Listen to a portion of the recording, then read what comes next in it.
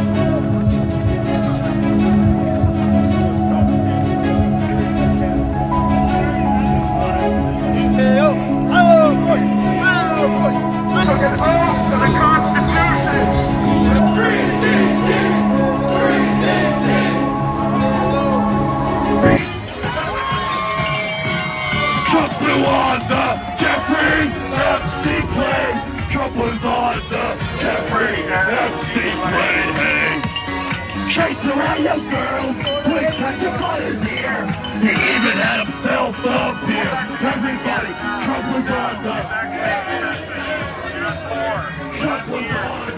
Jeffrey Epstein play. We're gonna make our presence known. We're gonna make noise. We're gonna let the people in these buildings know that we see them. History is watching, and so is the country.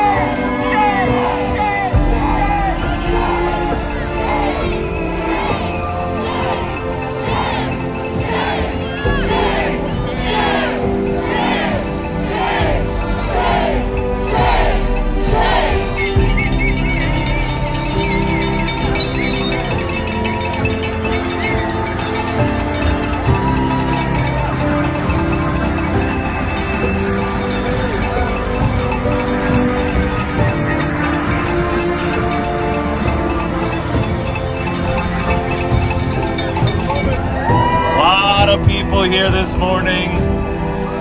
This is called protesting with a purpose, right? We're not just here just doing stuff performing. We're going into the halls of Congress today respectfully, peacefully. Donald Trump is a mirror that reflects our moral decline. He is greed without limit, fame without merit, and power without responsibility. That's right. He mirrors a people who are too spoiled, seduced, and angry to build a better future together.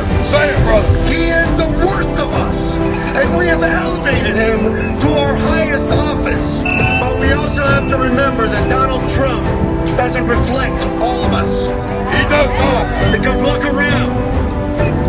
Everything that's wrong with America can be fixed by what is right with America. That's right.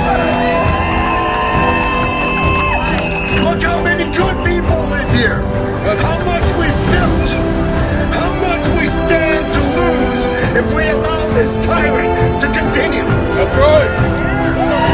And when our children ask us what we did in the time of crisis, when our nation teetered on the edge of tyranny, we won't say we scrolled or waited for somebody else to save us. We will say that we stood up and earned our nation.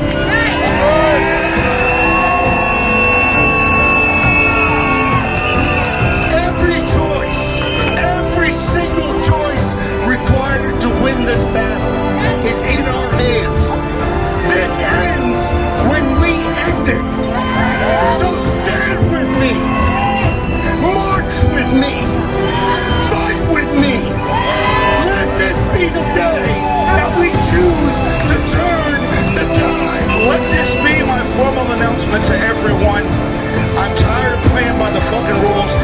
everybody else is playing by. Let the revolution begin.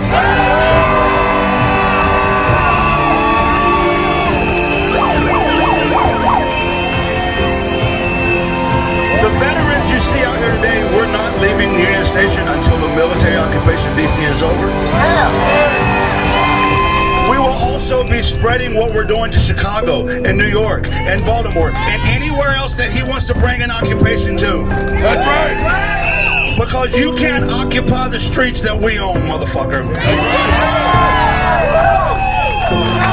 So I appreciate every one of you for being out here. I appreciate every one of you for taking a stand. Stop waiting for the sign of when the revolution begins. Here's your sign. Have the hard conversations.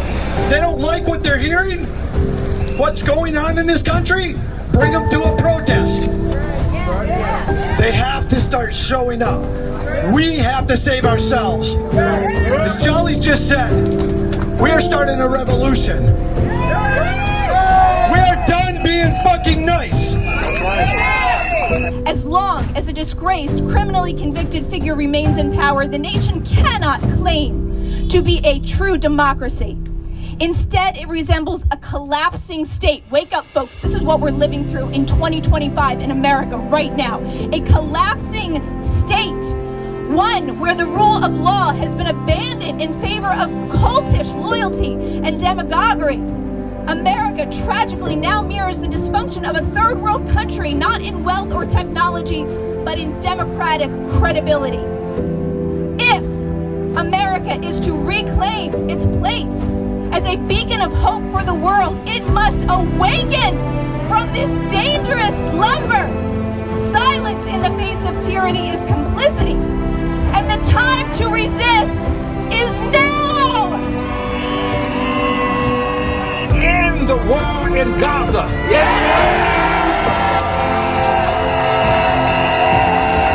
it now.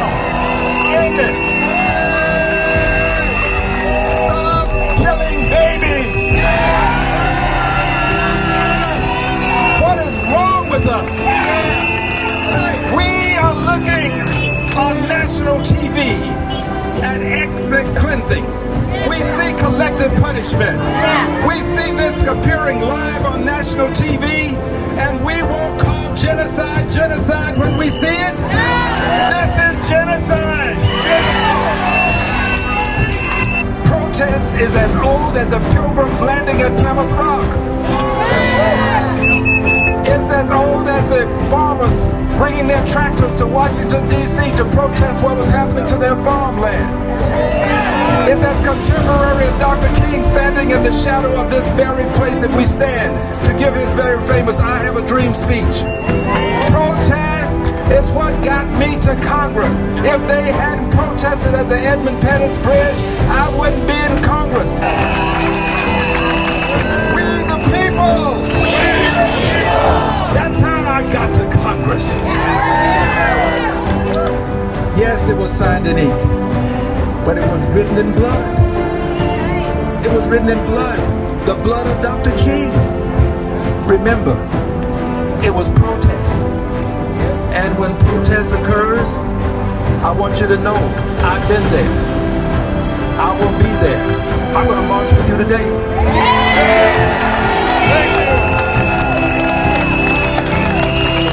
But when we protest, just know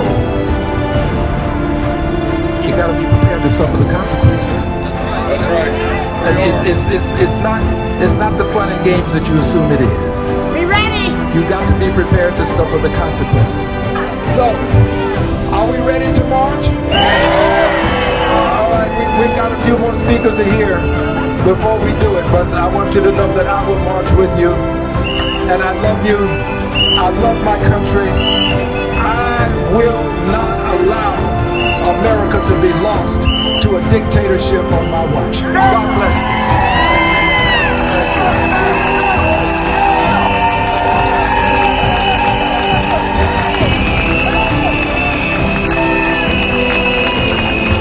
Let's give it up for Al Green, Representative Al Green! And at the top of your lungs, I want you to sing for the people in Gaza and Palestine and the West Bank. Ready? Free DC! Free Palestine! Our day will come! Thank you! He's been with us since the beginning. And today, it is about holding Trump accountable, his minions accountable. We're going to be mentioning Epstein files and that they need to release it, okay? Bailey's going to speak a little about her experience and her message, okay? Let's give it up for Bailey. Come on, give it up for Bailey!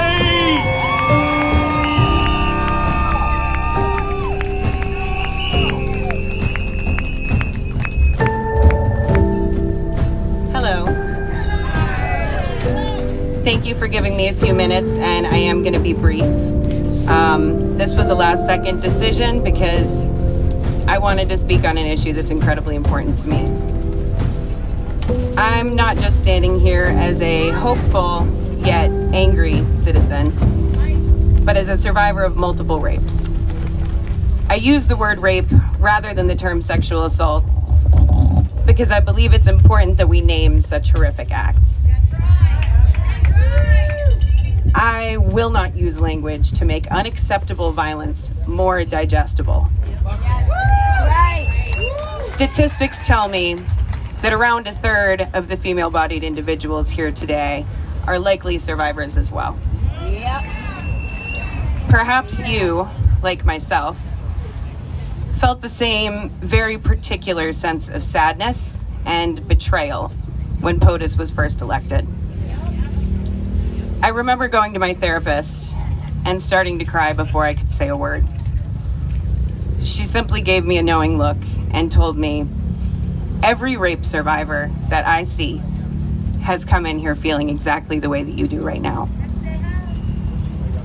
It was hard to comprehend. Not that so much of our country didn't care to hold a history of rape against someone, but that they felt it to be such a widely acceptable perspective that a rapist was elected president.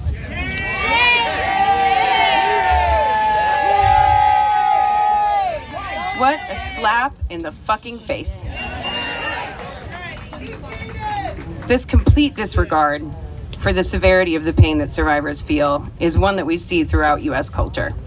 It's one that's reflected in our legal system, our media, and in the way that we raise young girls. Young girls who are taught that their objectification is a result of their own choices and behaviors. Taught that they have no right to feel safe, and that choosing to participate in society the way that men do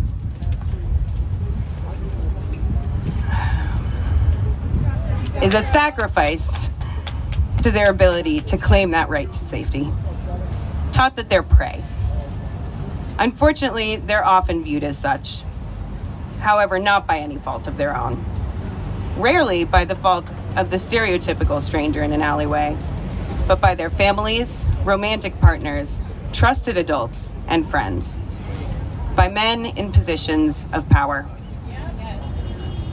When we hear about the Epstein files, the conversation is often focused around politics. The survivors are mentioned passively, diminished to simple evidence. These women are not evidence. They are brave, resilient, and strong women who were put through terrible things at the hands of men who had no respect nor care for the person inside the body. As someone who's experienced what it feels like for their rapist to be praised, looked up to, and defended, both socially and by the law, I cannot fathom how these survivors are affected by the political tug of war that their source of trauma has become. I do know that young girls, women, and survivors everywhere are watching. We deserve to see justice. We deserve to see accountability. We deserve the collective healing of watching our country stand against sex trafficking and child rape.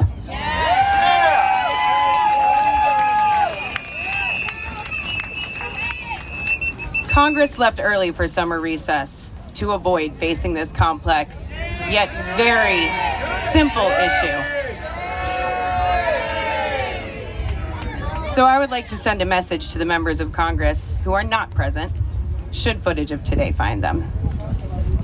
We are not going anywhere. We will continue to exercise our rights and assert ourselves in protection of our Constitution and our country. And we will continue to hold you accountable to the many issues at hand, including your responsibility to encourage the executive branch to release the Epstein files. I do not care who or how many Democrats are listed in those files.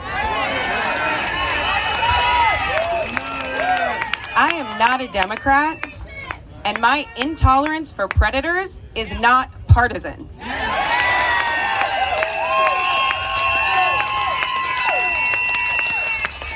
The survivors deserve justice against each and every name in those files. And I think we already know a few of them. I remind you that power is an agreement, and we, the people, do not agree. We expect you to do the job that we elected you to do. You must impeach, convict, and most importantly, remove 47 from the White House, from our house. Release the files, remove the rapist, and remove the regime.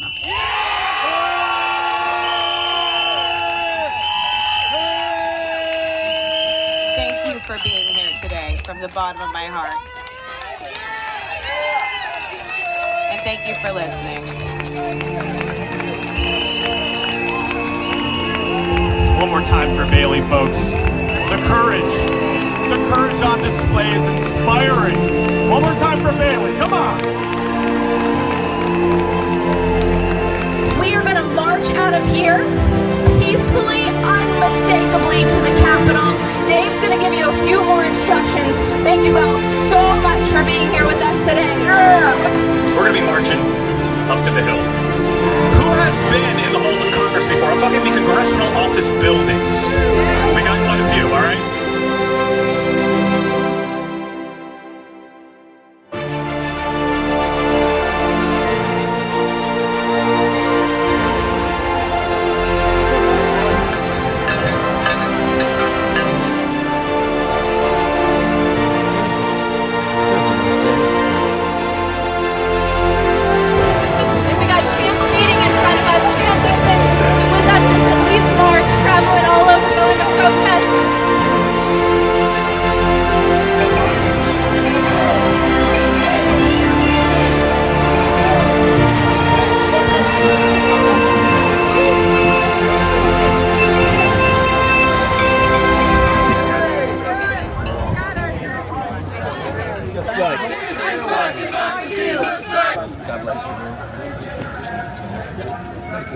She couldn't come. You doing good? Good. I might be at this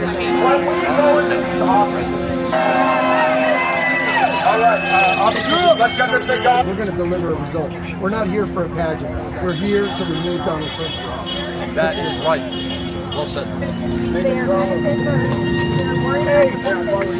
Thanks, man. The military had about 10,000, 15,000 here. In June, we all came up, so we've been coming up here. Rayburn is this way. Rayburn is this way, right? This man needs to be held accountable. And these people need to know who they're standing with. So we are going to show them exactly who they are standing with. These people tend to be locked in a bubble. They tend to not be very much confronted by their friends or family about these things. So this is where the confrontations happen. This is where we show them who this man is and who they're standing with. So pass this around. If they did not back impeachment, you let them know we're not waiting till the midterms. Now's the Reason why we're going to get our country back. Give it up for you! Give it up for Let's go. We're about to be all up and through. All right, flood the halls, baby!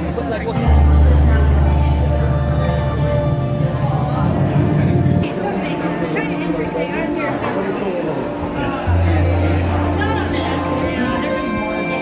We're gonna go see Marge. I don't know. We're gonna find out.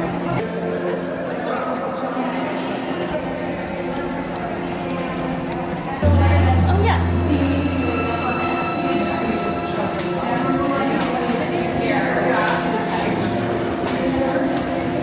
Sometimes provide food and are hospitable.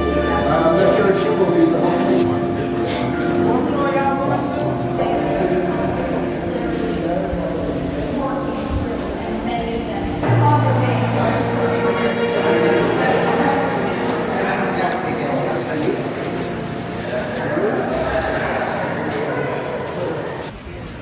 Can we leave word for her? Sure, yeah. Yeah, we would like to make sure that she knows that we need to get Donald Trump impeached and out of office. My name is Carlos Alvarez, and I'm the founder of American Opposition. I'm sure you've seen the protests on the streets and the Tesla boycott and all of that. We were one of the organizations that started that. This is We Jessica don't permit Denson with the recording in this removal. office, Okay. so I'm gonna have to ask you to stop recording. This is a private office. Yes, and we're here to see the Congress. You're not residents of our district and you haven't requested a Yes, well, we're here requesting a meeting. Well, again, your group is still recording. If you continue to Okay, record, well, we're this gonna is- have to contact the Capitol Police. Okay, no problem. Do you know when we can get her? Or No, I don't. Yeah, you work for us.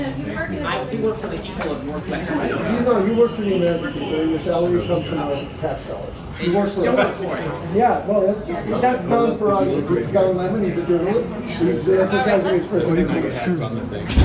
All right, let's go. All right. This is the people's house. Yeah, you The guys. people's Yeah, house. you blow it up out of your room. No, nobody can. You're a public official. You're a public official. Taking a photo of a member of Congress's office. That is, by the way, that is a First Amendment right. No, it's not. Yes, you can take a picture. Go ahead. Because honestly, Black work for us, you wouldn't Right, have to find yourself. West Georgia. No, you get paid by me. All right.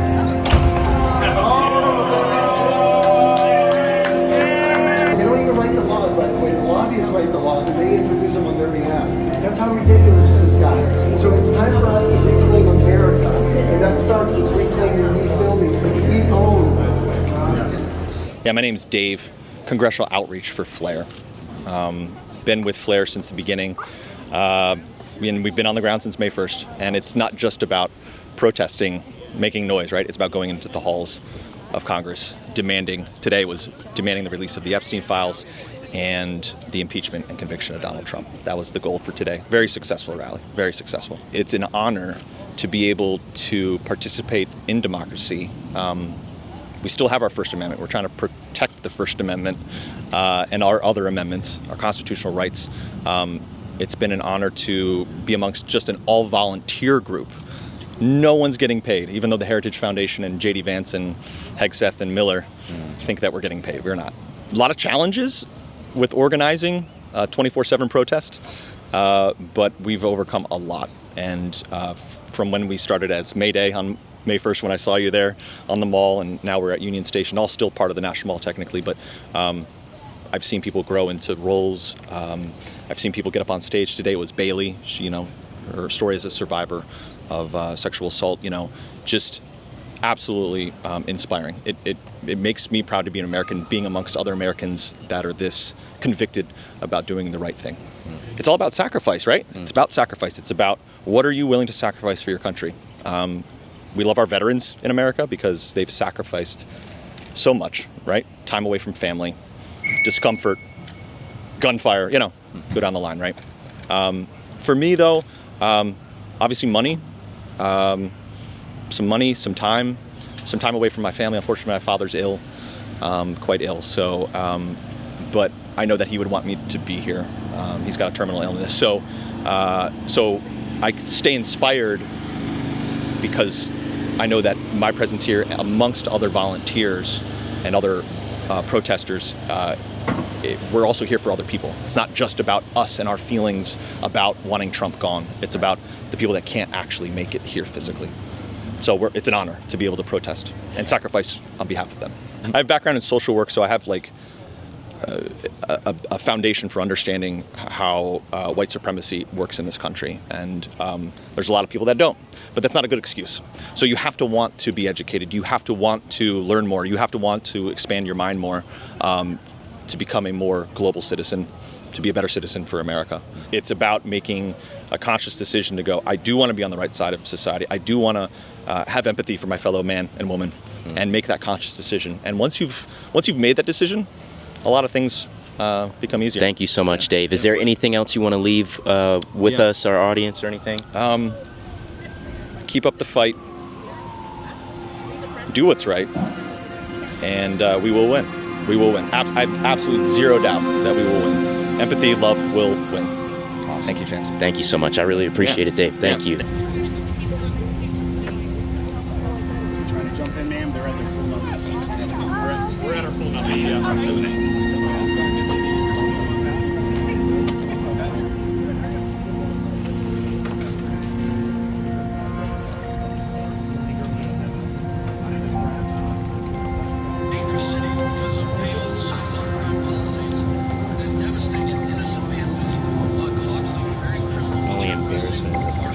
White House.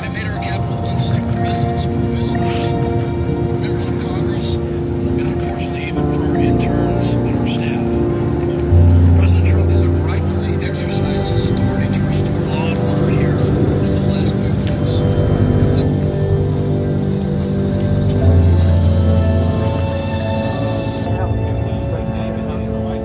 Yeah, it's in the White House. If you're the trafficker, it's in the White House. Okay? It's a great city. I'm not resisting. Free DC! You guys are the criminals! You are the criminals! Free DC! You're the human trafficker! You're the human trafficker! You guys are! You're criminals! Live with addictions. People feel like they can take their families out on the streets, that they can have picnics, that they can go and do the things that they have been deprived of for many years for fear of the crimes in Washington, D.C. And I think that's the governors and the mayors of those communities as to whether they're going to protect their citizens or they're going to protect the criminals. We are at a crossroads in our country right now, and I think that it is imperative that our political leaders step up and actually recognize that they work for us, they work for the citizens, not the other way around. They shouldn't be coddling the criminals, they should be protecting their citizens. And they have the ability and the wherewithal to do that. We have seen with the surge in the last 30 days in Washington, D.C., that law enforcement on the streets works. We know that. This is common sense. The mayors and the governors...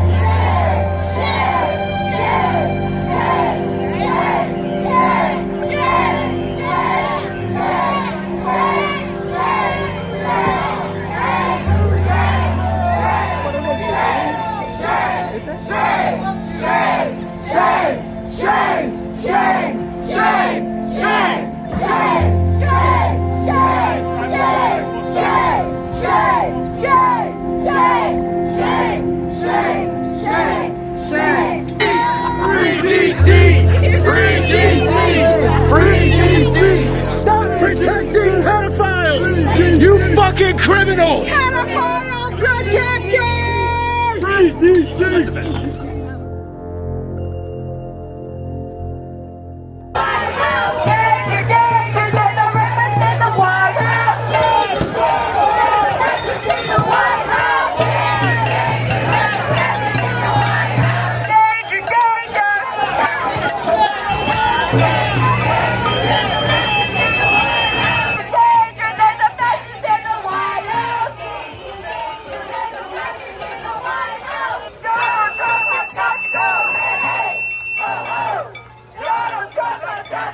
.34 felony count, convicted felon, 4 jurisdictions had pending criminal indictments against him.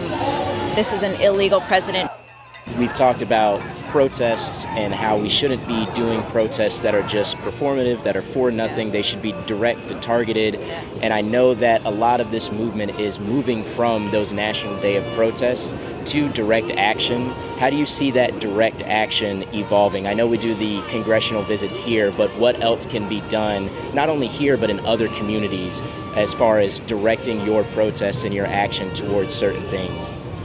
Well, I mean, Chance, that's why I formed the Removal Coalition, so that every one of these could be linked to direct lobbying of Congress, and messaging to these lawmakers that they have to respond to a specific demand from the people. I do not know. The reason I have become such a champion of impeachment is because it is literally the one constitutional civil measure standing between us and blood on the streets of our country. And honestly, that's what those lawmakers are standing between too. If their refusal to use our constitutional means is standing between us and civil war. So I have been that kind of champion. If there's another way, if it's a general strike, if it's a sick out, I am all for that. But I think at the end of the day, what does that, and I ask this question, people that are thinking about general strikes, which like I said, I'm all for. If we can get the complacent in this country and all of the mutual aid needed for something like that to happen, that would be incredible. Then what do we come to? Do we think that if we shut this country down, Trump's going to walk out of that building? Because I honestly don't think so. I still think it's going to take an act of Congress or an act of invoking the 25th Amendment or, again, revisiting Section 3. It's going to take some constitutional measure other than Americans, nuking it out on the streets to get this man out. And so, look, if that's shutting things down in this country, I'm all for it. And sooner rather than later. We can't be planning this thing 2 things out. We got to make it happen now. Very true. Trump has got to go! Hey, hey! Trump has got to go! Hey, hey! All right, thank you so much for talking with us today, Bailey. We listened to the speech that you gave earlier, which was incredibly brave. Thank you for going up there and sharing your story with all of us, especially in these important times where stories like that need to be shared. Thank you. I know that you said that the decision to do it was last minute. How did you come to that decision? Well, it's a subject that's very important to me. It's permeated pretty much every aspect of my life for the last 12 years and very much changed the way that I show up for the people around me, the way that I show up in my community. And it's just something that I really wanted to do. But I also know myself, and I knew that I would have major anxiety before potentially speaking today, and I didn't want to commit to it and let people down. So it was kind of a last night, morning of choice to show up and follow through, honestly. I might have finished writing this speech about 5 minutes before going up on stage. That's when the passion runs the highest. Well, I was determined, and I knew I would be disappointed in myself if I didn't. We didn't see any anxiety on your face. All we saw was conviction. So thank you for sharing that with us. I know that you have been out here with Flare, which was originally May Day, from the start and seeing the evolution. How have things evolved since the beginning of the occupation on the National Mall with this incredible group of people? And how do you think that it needs to evolve moving forward? I can't even begin to say how grateful I am for everyone that's been involved in this. I mean, we didn't know what to expect going from the planning phase to when we got on site May 1st. We really didn't. We didn't know how many people were going to be there to support. We didn't know how much we would have to change our plan. And I think, from day one, we agreed the most important thing is to be fluid and adaptable. And thankfully we have, because, there have been ups and downs in terms of support. But it is just absolutely incredible to see how much support we've gained and how many people, most importantly, have been inspired by what we're doing. And that really is the thing that keeps us going, is that folks reflect. Today I've heard from so many people, y'all are giving me so much hope. And when I feel dark, when I feel like there's nowhere to go, when I feel helpless. And I think that was true for a lot of the organizers, as we were in a space of just feeling helpless and not knowing where to go until we found each other, and started to make this happen. And we do have a very, very long way to go. We absolutely do. But what we're seeing is that The nation is ready. The nation is pissed, and they're ready. And it's by design that people aren't able to drop everything and show up for a movement like this. You know, there's a reason that they want us poor and uneducated, right? And it's so that we can't start a revolution. One thing that I've been really trying to ask is about the personal sacrifices that everybody has been making to be a part of this movement. And what would you also say to people who feel either afraid or are not willing to make any type of sacrifice to become part of this movement as well? It's worth it.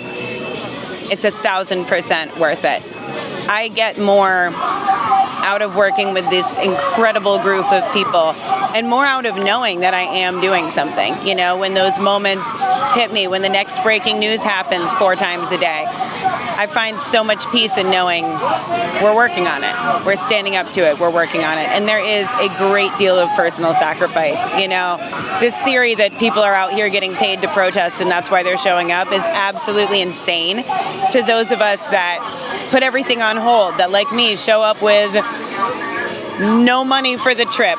You know, sometimes it's a little hazy how we're going to make it back home. We're having to sacrifice work. We're having to sacrifice time with our families. It puts strain on our jobs. It puts strain on our families. It puts strain on our relationships. It puts strain on our finances. And I'm fighting for all of those things, you know, because if we fail at this, every single one of those things will be at risk. My mortgage won't matter, you know? My stepson's future, come on, you know? And it might feel like a sacrifice to step away from those things to be here, and it is. But everything at home that I love is what I'm fighting for here, you know? It's like you have to make those sacrifices now, or else they'll be made for you down the line. Exactly. And you won't even have the choice to be able to fight against it. You know? This is self-preservation. It really is. You know, and it's preservation of everyone and everything that we love. It's preservation of our Constitution and our freedoms.